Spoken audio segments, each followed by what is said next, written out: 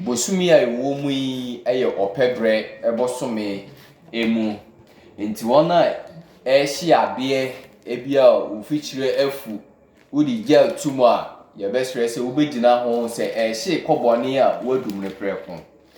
na afi nso se ufrifie etu gate mu na obechen so a onyoma wo fie nyina no de ese udum no ese se odundum ne nyinara wona eyisu gas ne nso unu aduane nso a ubegina ho ahwe sede eko efise edoimu ejahyehye etimi ebanti yebesre adofo na ya hye ne nso saa na ya boy ho ban nso ye efri nyomo a ense nyina ho ana afi nso yare nso ebae no nso corona yare no nso no enimdiefo ana se aduyefo no nso se enkoi eninti se de ebo ho ban no yenkoso mo ye ho ban ne saa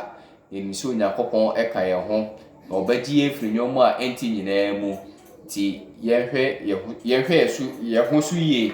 na yeho bia ama sembia a yebehye nyakopon munyam yeda nyakopon ase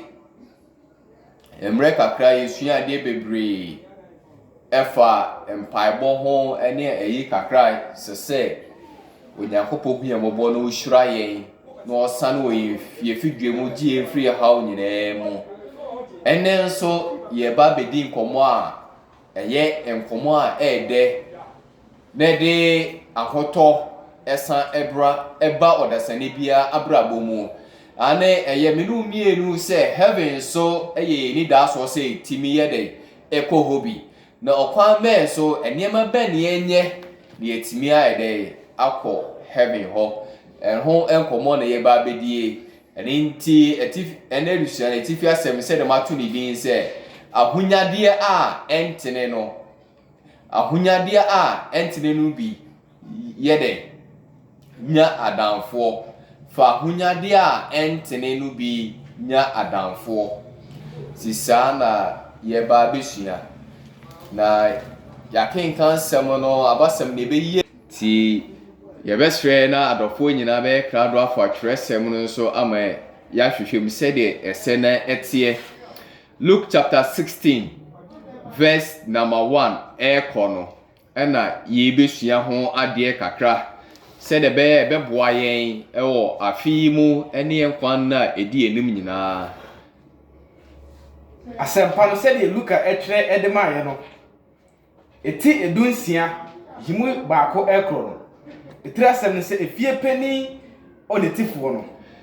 efie panyi onitifo ana se efie panyi kontomponi no die na oyeye verse 1 na okakire esuafo no nso ese na Yesu Kristo na ekasa na okasa kire esuafo no nso se odifo bi ewo ho a oyo ofie panyi eti odifo bi etna ase a no owo efie panyi bi na odifo no kobo efie panyi no kwadu se wasei na ade na ofre no se no se edien ena wode ayemi edien na wode ayemi mebu panyi no ho nkonta eti bra na bebu panyi no ho nkonta na onni panyi bio na efie panyi no ekan ne tirim se na efie panyi no kan ne tirim se menya den efri se mewura ebeji me panyi efri mi mewura ebeji me panyi efri mi nsem ni ahoden a me de betutuo na meni ahoden a me de betwitwa age me ho anase me de betutuo na wei nso eye me aniwuo na wei nyina ehwa enso ye den eye me aniwuo ane mahunu de mayo osepaka ni gina ho emaye yes abasam se de eba nti se odefo bi a wabi adwuma no afọ obi so onye de ontena no onye de enhwe dwumadie no ema no yes na odefo ne paaye no wate nkranse bebre se dwumadie am de hye onsa no onye de onhwe ne ye nti adwuma ne ye de egu yes ana ofro opanyin ne se omra no mebu panyine na mde ama no dwumadie na hweso no bra bebu hu enkonta ehwa no panyin no eyam hye ne se da bi akuntabu a mekọ akobu edie eden a me panyine ne ebere ye beji efri mi nsem na die na menye de menye eti odwenwene ho ana o se se me ko ba bi nso akohwa no nso de eye nden eye nani wuo obi o ye adwuma no anhwe ni ye ni e ba gi adwuma na ade efiri nsem hwe akesesem o de adwuma no ye na afi one pa ba san akọ efiefie mu enamfo se mame aduane nye de enni mame sika de no o kan se da bi endie eno no eye no ani wuo eti den no ye o se afi de mahunu de meyo to asmai ane mahunu de meyo na watumi firi mpanyi ni so na se me panyi no agi madwuma no firi mi sa wajeme akọ won afie now me nafofo ana se wono a meye no ombegi me akọ won afie mu na ofre ni wura edidifro enyina maako eba ne nchen na afi dwumadie no a odi ye no wono ode nyoma no efirifiri wo ni nyina no ofre o se mu nyina mo mra mo mbe firi ade o me nchen bia obi anye den emra na osidi odi kan no se na osidi odi kan no se wodi mi wura kasen na odi mi wura ekasen na ose enwuhina oha na ose no se je wonwoma na ose je wonwoma na tena ase entem tire du den eduonum na say 50 yes eti wa ube free ade no a umetui aye no samre yi de mepanyina ba obagi dwumadi na aye every minsa enti bra me kwa akobu akonta enti de obeyini ni se oba ya o se me de ka den 50 yes o de ka 100 bet me chem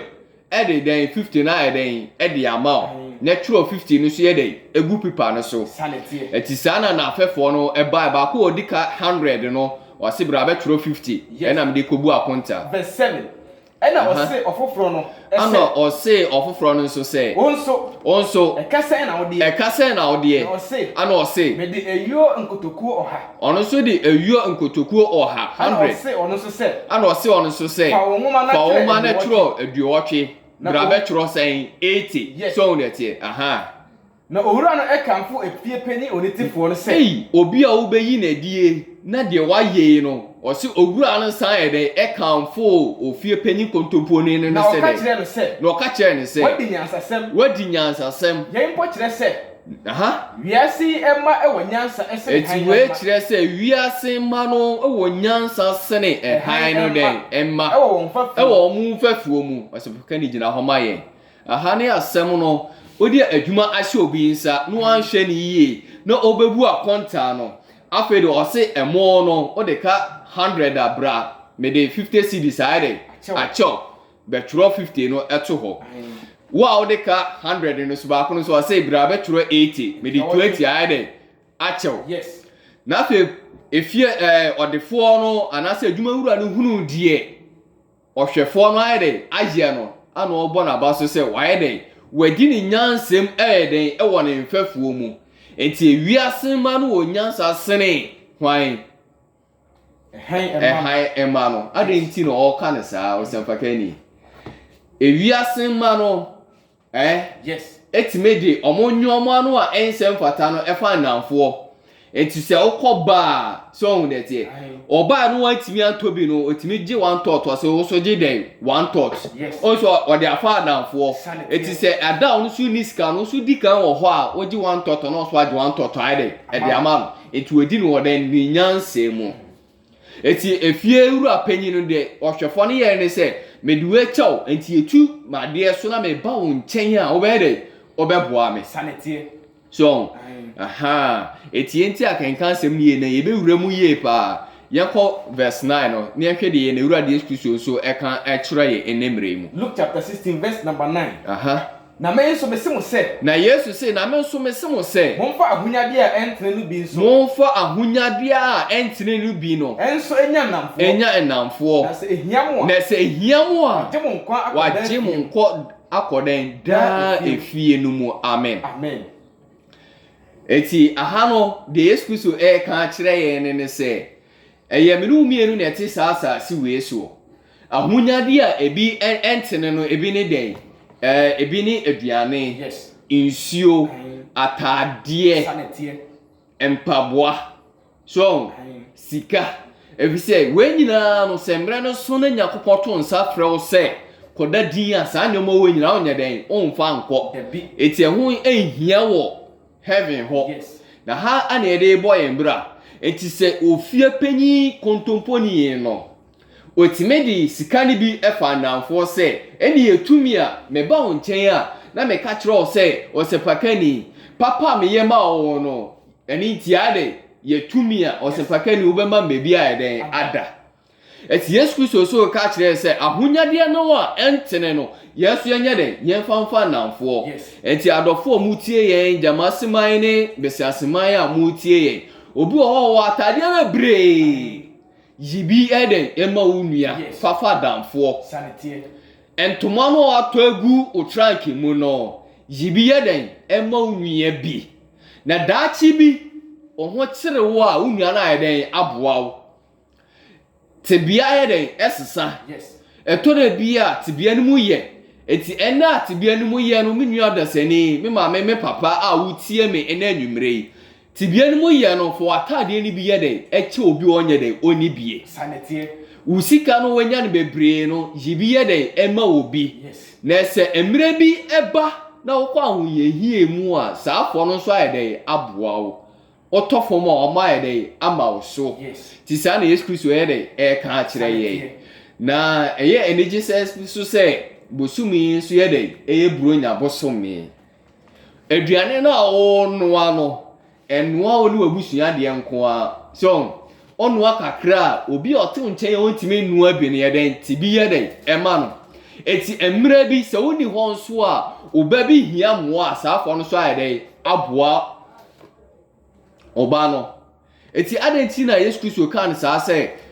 ewiasem ema no onyansa esene hanma o mfefo mu no ene ne se enne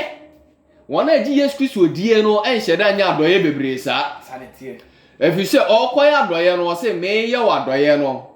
wo de bebo me form ti won hyeda anya den emwa na so obi a wasi empra atwe mu no onim se enye na so ni nua timi hia ne se ei wadanfo yi no ho ya me fo was me bitu ni ayden e de ama eti sa bitu na no de ye ma no ni ti bo se na danfo no ayden aben ye pa eti onu so hia obi ese ene oba we so ye me fedi a maye bia ma onu so bere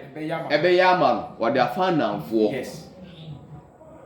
na adenti na Kristofo a yesi yehunu han no yenso yefa nsuo ni bi nyeden ema obi enskomode no ne yefa mfa nanfo afu se emre bi se me so me ho ekire mi a ona me ma onsuo no so be ye de ebe ma mi nsuo ano sanete unua fomu a yeden fa che unua fomu a yeden fa che efu se enne no afom wo china bi wo so be de wo be fom no sanete obi fom wo a wo bo odua no wo fom obi nso ono so be de e bo odua eti Yesu Kristo se ahunyade no a enye de enye no ye famfa nanfo na se ha no ye tuyi a ye kɔ heaven enye ba bia a de atena anwumre adofo omutie yen ye srese to susu wo heaven na heaven susu a wo to ane se unya 1 cedi unua ma o esra wa man 50 pesos no so mfa to aduane nni ona ba montene so uhu obi a ye na adoye eti o ye ni nyina na o tu susu ye den e wa asase we so enti sa asase we e ko na wie yi a heaven ho no Yesu Kristo ayede agyewa tena ho osepakani e ko verse 10 o se die odi adeketua mu no kre no na die ketua m de ama wo no udi mu no kra mede o se die odi ketua mu no kre no edi bi mu nso no kre sa eti ketua bi am de ma wo a woni adwuma ya me ma wo adwuma o ye no emfa so na ba no so ye de o ma obi so bi so on etie umfa eni bre bi enwura wo adwuma mu enti udi no kre na eba awurade fie nsu a osan yi entuso dudu esa de ma Onyankopon se me da wasese wa ma me nsae de ato adwuma so ame ye de meye eti ne sae no nso se Onyankopon de pii ye de de ma wo so a ubedi no kre de e wo pii mu na de ontene adeketua mu no na de ontene wo adeketua mu no tene e wo bebre mu nso e wo bebre mu na enti se mo ni ahunyade e entene mu no kre a se ahunyade a entene no se mo animu no kra hwan na ode ahunyade papa ebe hye wonsa na hwan ene de ahunyade papa be de ebe hye wonsa so ahunyade a entene no nsuo no mpo a wunya biye no wo sachets wo fie obi be sire obi kra no pure tampo anyi ba ko bi anyede ama na anom wa kra no nsuo ayede ahyemu ma obesire o se ene kra man konsuo no kra mhwehwe obi obekonsuo ama me ti saade we no nsuo po no atime animu no kra de a osapaka ni de no betime animu no kra so etie Kristo ka kire se heaven a ye be kɔ no ye adoye a ye ho boa ye boa ye ho ene ye de be kɔ de heaven eti ade enti na Nyankopɔn ma wo ye odefo efiri se onimi se asase we so no obi ohiani eti odefo na amede ama wo no unwo ohiani so ye de huni mobo de no ho kire no ye de huni mobo na se opagya unua no free na ho kire no mu a emira bia wo so be kɔ ho kire mu no unua no so be de ebeboa wo enti ye ni no kre wo enwoma entene mu se de Nyankopɔn so de enwoma etene no be de ebema ye verse number 12 na se mo ndi adi obi adi mu no kre a hwan na ode mo de ebema mo hwan na ode ne de ebema wo de Nyankopɔn ede ma wo no o de bo atirimɔden na bede no dasani eso de ne de enso bede ebema wo eti se Nyankopɔn ayi wa doye a fa bo afoforo se de nipa so be hunu se ye mami papai Nyankopɔn nye de enhyiraw efiri se etore bi de Nyankopɔn ade ama no andi mu no kura obi bete wade a na obi so etwe ne sanse we de ni tirimɔden enye ne papa okoto se ne ho akere no a ye den twemukɔ enye sa na Nyankopɔn pɛ ewiase na so sefo no mpa adepa ni nti no ode ahoye a ne pese mukumnya ayeden ahye wiase ma Onyankopɔn me ante ase da amen osapaka ni enko 1 Timothy chapter 6 verse 6 to 10 eti adofo a mutie yen bro nyen se wa ho dene ebetimi ato atade 5 a auto 2 omano auto 2 de manual obi man so wa ho adi meto ebetimi nso a no ayede wato bi ama no eti se omano address fefefe na de oni bi nso ma no address fefefe a okwa nyira na ohire Nyankopɔn se yi maami wa boa mi o se nya maami we ya ka menso ma nya atade ni bi anyeden anhye enti dachi bi a woni ho no emira bi a woni ho no asefo no so kwa ahoyehie mu a ebia de oboa no emprempren no dachi bi na abrabo no so ayeden asesa na ono so ye de edi ye ntu abranti ofurufie be mu ababa wa ofurufie be mu ase me maame ne asomasi o si maami papai emre bi ma hia no a kam ho ye den ekere me wona mama ye den ediye eti ahunyade kakra na ode fa na danfo na odidi ye no enti oba no nso no ono so de ahunyade ni bi ba den ebeboa no naka ewiase aye asumdwie mu ye 1 Timothy chapter 6 verse 6 to 10 Ose onyamsom pa abodwo ewo mu onyamsom pa abodwo wo eye ahunyade kese yes na ya amfa hwe ama wiase menua da sani wo ba saasi we so amfa hwe ama wanfa nsuo amma wanfa aduane amma ampesie fufuo wanfa bi anyeden amma wanfa atade bi anyeden amma etinyamsom a abodwo wo mu no for aduane ne fa adamfo wai for atade ni bi fa adamfo wai fa unyansa no enya ni bi yede ebua onua na ono so ntimi fa nyansa ni bi nso ntu anamo na setimi fa ehwe empimu nko ye kwei bible say ye timi fa hwe nya den enko edan we si fefefe no wo ahoɔdene a wobetimi esi bia ma onua bi nanso osi nipa osapaka no unim enne quotation obunsama ma yede nam ne se unya sika no ama otirimu anya dene a usika na be santem so na tie eti onya aduane bi a oso okura aduane dendendene no odwene one ne den ne ma ho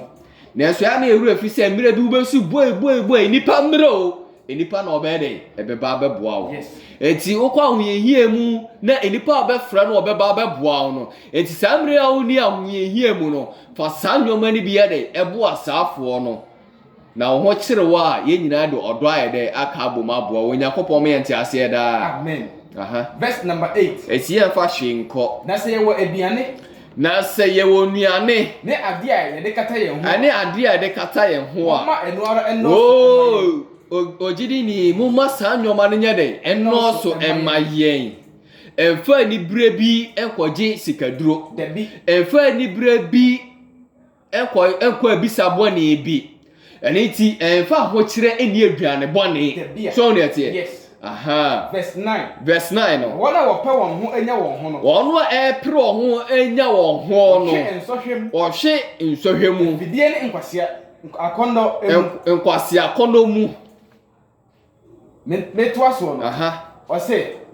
na boni enyina ehini ne sika na boni nyina ehini ene sika dai. Embro so a ebinum edi echire. Eyire akwan na woni yawo. Ede yawo ye dai ewo won ho no. Eti saa na twerɛsɛm ede ma me no mienu ane ahokyere enye na eso sɛde aba no sɛ unya ɔtwɛn ɛden ɛwɔ mu a unya ɔtwɛn wom ɛbɔ ho mpae a Nyankopɔn bɛyi ahokyere na ɛden afiri hɔ ɛfa ahokyere no ɛnkɔbɔ adwaman ɛfa ahokyere no ɛnkɔdi ewu mesrɛw hyɛ ne nso na wo so Nyankopɔn adom aboa wo na uni ahokyere mu na wo sika kakra wo ahonyade kakra no so ɛfa mu atirimoden enye excuse o Nyankopɔn nim na mra bi Onyankopɔn ode sa ahonyade ne ma wo se hwɛ so na fa boa wo nua mo no wo bebu hu akonta enti kontoponi no po hunu se da bi sa mra mi hia mi nua mo a enti me ho ba kyere me ntimi boa no se me konso ano ayede wa boa me bi so eti unua no mo no wi ema o pass no so wo su nya aduane obere obema ne bi kan ye ka no nkyerɛ sɛ ɛyɛ na so yɛn pa bɔ ne sɛ Onyankopɔn me entiase no ɔntwi yɛn mfiri den enyomo abasabasa ne ho ne ɛfa nyoma panya den ɛfa anamfo ɛme ɛfa nyoma bɔ ne nyɛ den ɛfa anamfo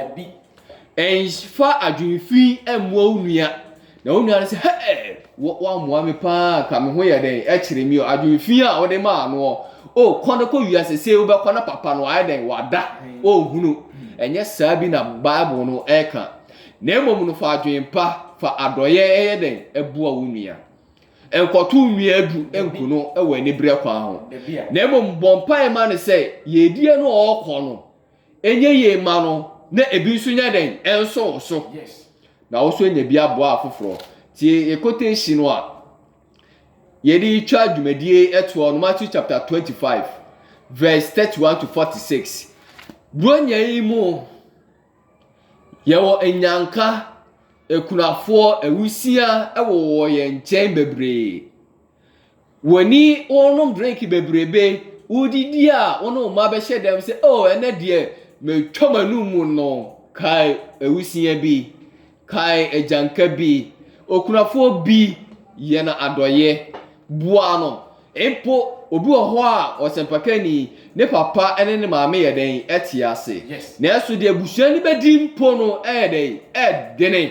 me nua dɔfoɔ me maame me papa wotie me anwumre wonim saafoɔ no ayɛ den bɛn wɔn mi bɛn wɔn yɛntu wɔn fo ebi wɔn so a de obehia firi wɔn no wakwankyerɛ afutu a de bɛma no ne nti bɔne bi wɔ mu a obetimi ayɛ den efiri mu ebi wɔ hɔ a na ɛkɔm yaw ahokyerɛ yaw ne nti na ɔde bɔkorɔ no ebi wɔ hɔ a yaw ne arɛhoɔ enti na ɔde no mu wi no na nyɛ na adwene a eti sɛ ɔboa no obetimi agya wi ne no sɛ o ma ne nsa tɔ adwuma bi so yi a korɔ no no obɛde obɛgyae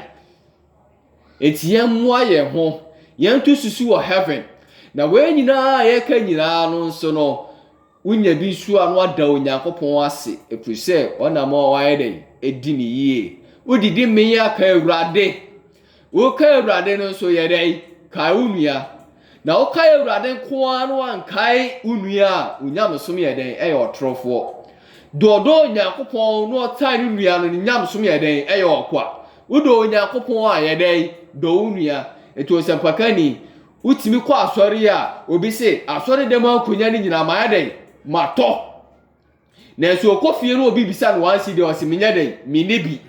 hwe me na me fa musika mema na bo me fom eye trimodin sem wo ye bia ma Nyankopon no ye den ye bi ma wo nua wo efie emontini wadwuma mu no fa no kredi he den etena ase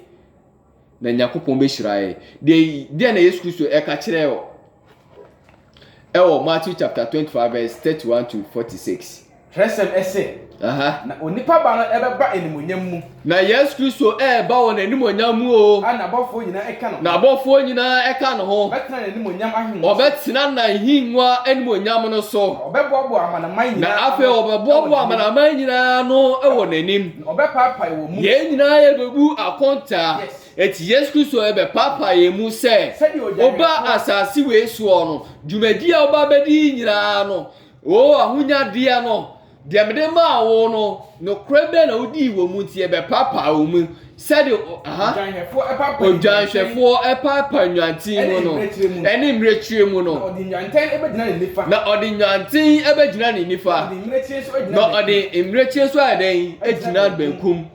ene na ohene ebese wona na ono na ye na Awurade Yesu Kristo ebese wono a wo nifa no se wo nifa no se mo a meja ehira mo mo a meja ede ehira mo wono a na eja ehira mo no ye wono a di ahunyade ne ye den efa anamfo ninu aho kire no ede oboa no okoto se ninu aho akire no yi ni free den ne hawo na amane mu no anka na nse amane ne mu Kristofo etomre bi a unu aho akire no ede no osere no so yakwa sorry dem no unu bi akoya mfomso na ye chi na ni no ote no asere saa si etore bi a yetu obi sen a na ya arehosem so ne tie nenso esese ye bom paye masaafo no bone ne owo mu no eye oha ohia den emwa eti wo wutimi mokro no wo wutimi mo adwaman a wonua na ebo adwaman no kire no ekwan no no onye de omra Yesu Kristo nche no so nye enya adwaman mo no meka wo ho sanetie ni enyina efa tene ne nye de entena ase to asoma ye momra na mefa ahini a wasese ama mo efri adebo ahyase momra mefa ahini a yesiesie ama mo efri adebo mfiti ase no na ekom edeme na ekom de me na moma me bibi di Yesu Kristo na ka se nsukom de me no moma me nsuo no me enyumre yi fa nsuo efa adafo fa aduane fa adafo to asoma ye bra me ye ohoho no embra oye hoho no ohoho obi be somwo amane ba bi nya den enna me da edeja oda adeja no ufra ne ntoma me yare o ma na duro no me o de ne ko hospital me ye hye no da efiase na oda efiase no o kwasra nso onwade na abei osmaye mfumso na de me aba efiase o emwa bi a wo de boa no ye den o de bi ma no ye ono a efiase o mo de efiase no enya hwe na enso ebi ko ho koye o mo den adoye etontade de ma wo sa hode no a ye bi na Nyankopon so bere ebe hiraw do obebo abaso wo emaya akonta na ye ba bebuo no verse 37 ena enipatene ne no ebebuo an se ye Awurade da ben ade ehunu se ekom ede wo ye ma obibi edi na me ma obibi di ye na se sukom de wo ye ma na me ma usuo enom yi na afei da ben ade ehunu se da ben ehunu se na wo ye ohoho ne fa ko fie na se hunu se wo dadeja na wo dadeja na efra ntuma yi na afei da ben ade ehunu se wo yare na wo yare na se wo da fiase ne ba wo nchen verse 40 ena ohene ba ana ye na Awurade Yesu Kristo ebebua ase won se na kura me se mo se wo ye ma unua ketwa no na mo aye ama me anu aye ama me verse 41 ena obeka kire wo benkum no ne se mo a wadome mo mfiri so enko oja Awurade ma ne pare ye na emenya kopɔ endome dama seman krodue mu ha nipa nyinara na mo wonka yenka de Nyankopɔn aye de ehira ye no ho amen mfiri so enko eja wasiesie na mfiri so enko de oja wasiesie ama hwan obonsam gemu no mfiri ho enko ho ene na bofo ni mu ekom de me no na ekom de me no mama me hwe en minu adase na utie me o se ndro bibisa o se wo aduane wo ho si da bi uni bi wo ho enibira utie no ma aduane koma ni bi no nya de no oni o so obi ba on chese man 50 cedis no fa nkoto aduane eni o fa nkotua ne ka bi na amane bi eba no so no wo 200 eda ho o si unya de uni bi wo ho Yesu Kristo si ye den boa no Esukɔm de me. Eskom de me. Mama me esu. Ma unua nsuo enom. Ye ɔwɔ. Aha. Na mamfa. Eti we nyina Yakopon na boy ye se yemfa moa ye ho. On so de ba tirimode nti Yesu Kristo si wanye den wa fa moa no. Yes. Enti koda wo se yemu. Aha. Meda edeja. Meda adeja. Wemfra no utwemu koi. Oyare wa kwasra no. Meda efiase. Ubetimi aman parano wa mani bi. O hye no ma ne wi. Yes. Ɛna wɔn nso ebebua ne sɛ. Ana ɔno nso bebua wɔn sɛ. Ewurade. Da bɛn ne ehunu yi. Sɛ esukɔm de wɔ. Nanso. Na ɛso ya ma nsuo. Anase. Oyɛ hɔhoɔ. Na ya